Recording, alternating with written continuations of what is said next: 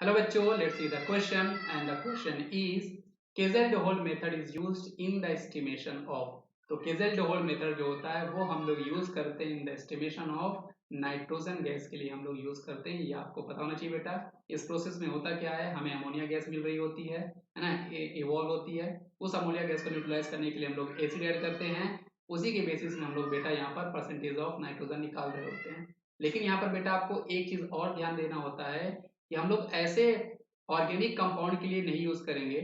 Organic compound, अगर आपके organic compound में बच्चों हमारे पास जो नाइट्रोजन है वो अगर आपका नाइट्रो ग्रुप में प्रेजेंट है ना, या फिर वो आपका एजो ग्रुप में प्रेजेंट है, या फिर वो आपका एजो ग्रुप में प्रेजेंट है, या फिर अगर आपका नाइट्रोजन जो है presence in a ring, presence in a ring, अगर वो आपका रिंग में प्रेजेंट है, तो अगर हमारा नाइट्रोजन बेटा ऑर्गेनिक कंपाउंड में इन तीन कंडीशन में है तो उसके लिए हम लोग बेटा केजेल-डोल मेथड का यूज नहीं कर सकते।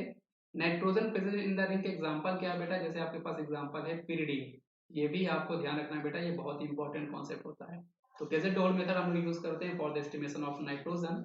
लेकिन अगर हमारे पास ऑर्गेनिक कंपाउंड में नाइट्रोजन प्रेजेंट इन, याद रखना, nitrogen present in, present in nitro group, azo group और इन अ रिंग, तो उस केस में हम लोग नाइट्रोजन के की परसेंटेज का पता लगाने के लिए एज ए डोल मेथड यूज नहीं कर पाएंगे। तो थैंक यू बच्चों।